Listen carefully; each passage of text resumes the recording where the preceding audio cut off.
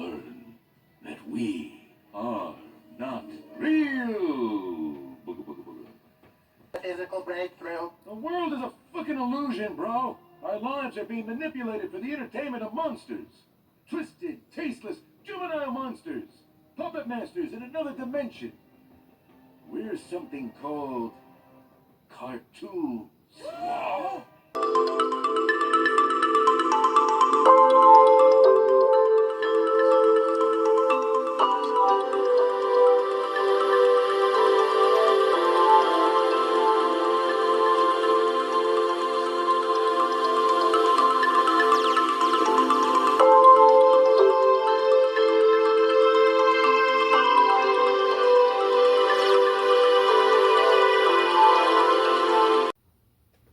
Have you ever noticed the more time you spend with people, the emptier you feel afterward? They told you loneliness was a disease. Schopenhauer called it proof of intelligence. Listen for a moment. The hum of conversations that say nothing, the laughter that hides fatigue.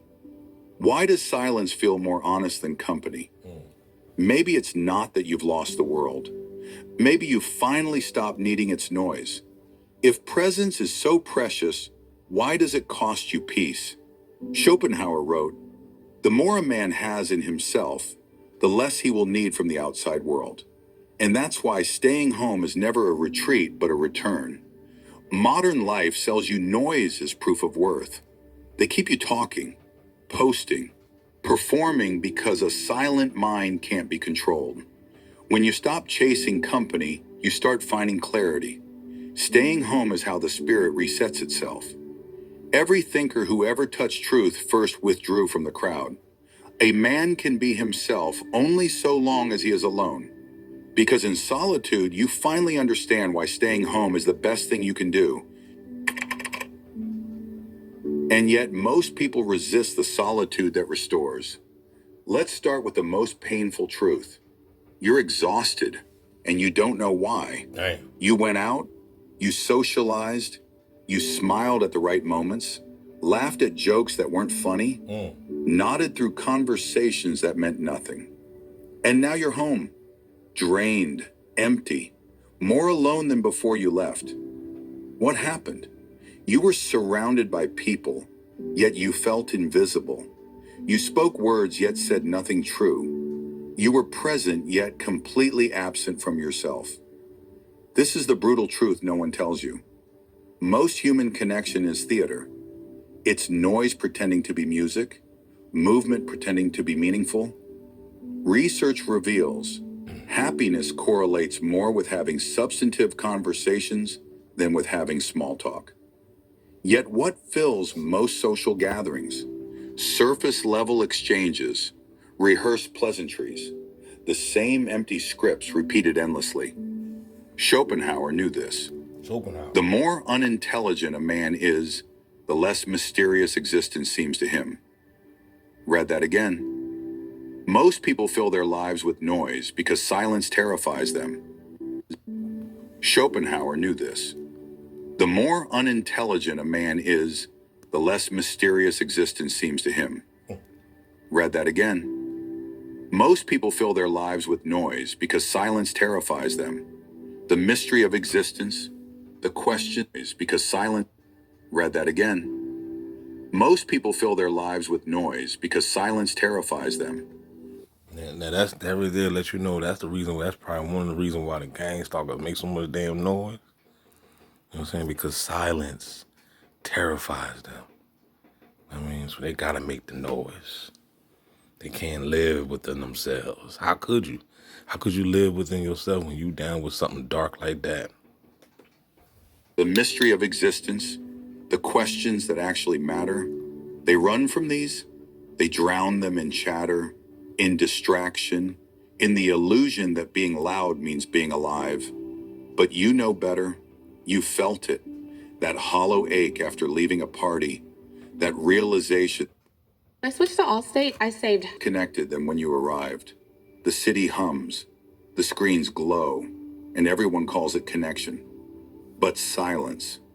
That's where reality begins. Arthur Schopenhauer wrote, Every man takes the limits of his own field of vision for the limits of the world. The person who has never sat alone with their thoughts believes the noise is all there is. They mistake the surface for the depths. They confuse the theater for reality, and they remain trapped in shallow waters, calling it the ocean. When was the last time you had a conversation that changed you? The kind that lingers, that rearranges something inside you. You have hundreds of contacts in your phone, dozens of people you could text right now, social media feeds full of faces. Yet you feel fundamentally, existentially alone. How is this possible? Carl Jung understood. Loneliness does not come from having no people about one, but from being unable to communicate the things that seem important to oneself. You're not alone because you lack people. You're alone because you lack depth. Think about your last conversation.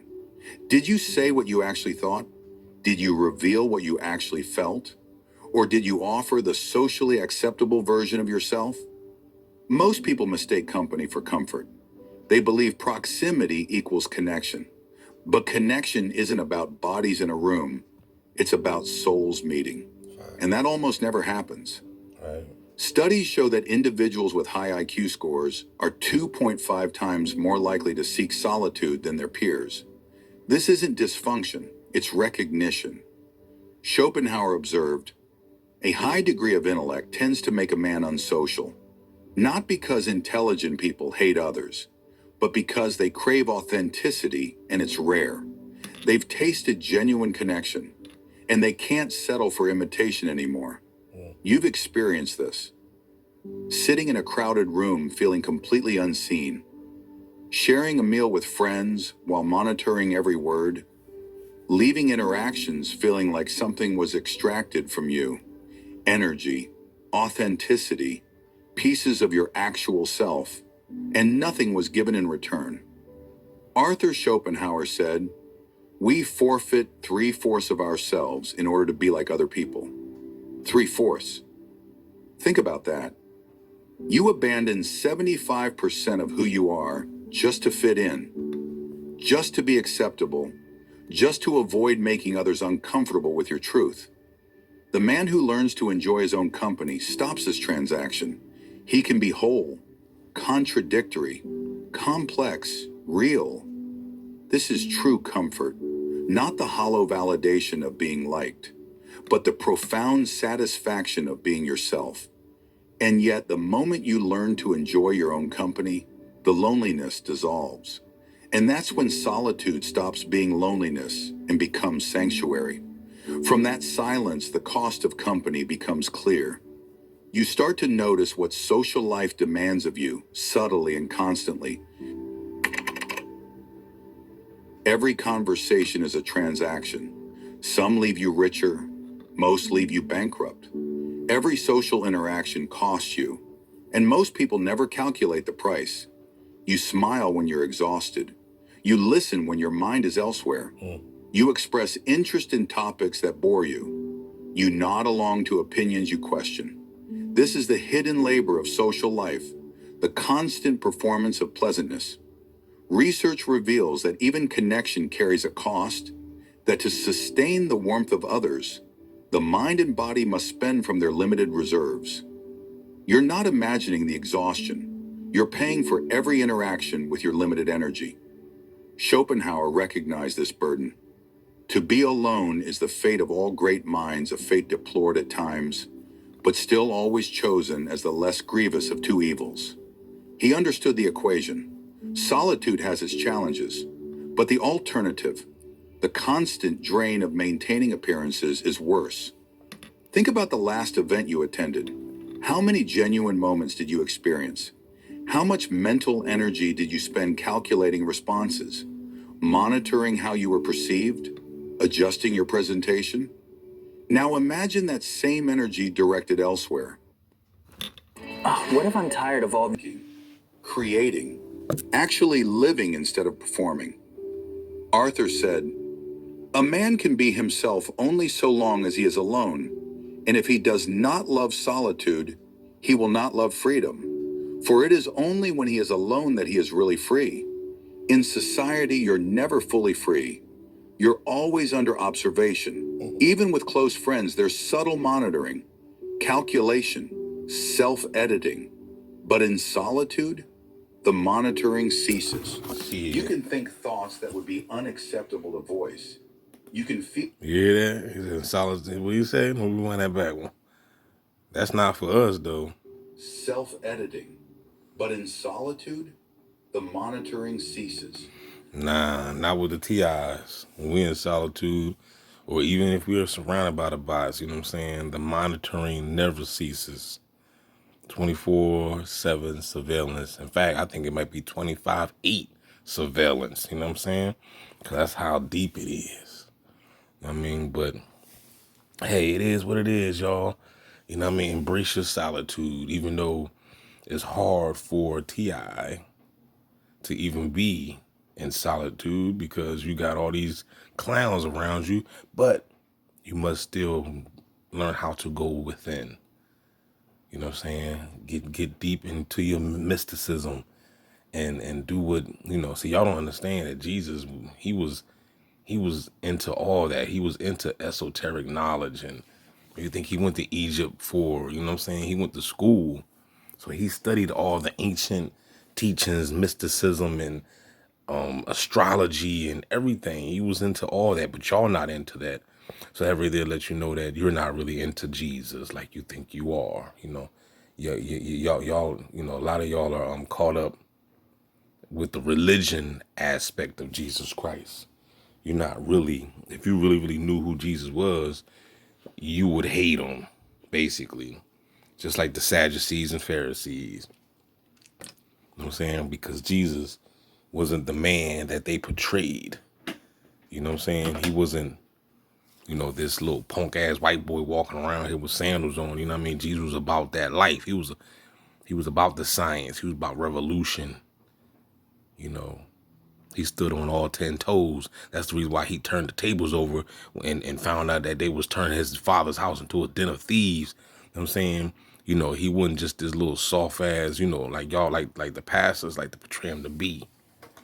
You know what I mean? Jesus will knock you out, you know what I mean? With a left jab, you know what I mean? And a right cross. That's right. But anyway, don't forget to like, share, subscribe. Tap into yourself. Embrace your solitude. Today is a new day. What is the day? It don't even matter what the day. I don't even fucking, who cares about the date and the day? Who cares? Because when you're in the gang stalk assimilation, every day is the same anyway. You get up, you take your dump, you wash your face, you brush your teeth, you get yourself together just to get gang stalked all over again. Just like yesterday. You know what I'm saying? So today is yesterday, and then the next day is yesterday. You know what I'm saying? And so on and so on. You wake up, they make you see the same freak people every day at the gas stations, at your corner stores. When you walk outside your door, you see the same old goofy looking people. This is beyond coincidence. This is strategic, this is orchestrated, and this is sinister because they got technology and money. They don't know what the beast don't know what to do with it. You know what I'm saying? So they just hired fools to be fools. Because what else can they do? I guess the beast said, hey, what else we gonna do with all these fools? You know what I'm saying? They're not engineers, they're not scientists. We don't know what else to do with them. Hey, just put them, send them out there to go gang stalk folk. Gotta get it, you know what I'm saying? Somebody gotta play the role of a clown, right? At the circus.